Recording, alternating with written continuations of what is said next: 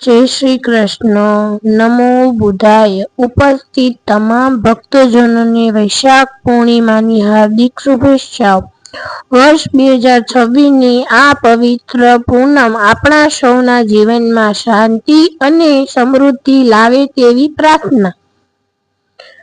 મિત્રો, આ વખતે સોશિયલ મીડિયા પર તારીખને લઈને થોડી મૂંઝવણ છે કે પૂનમ 30 એપ્રિલ છે કે 1 મેના રોજ. તો શાસ્ત્રોક્ત વિધિ અને ઉદયા તિથિ મુજબ વર્ષ 2026ની વૈશાખ પૂર્ણિમા 1 મે શુક્રવારના રોજ માનવામાં આવશે.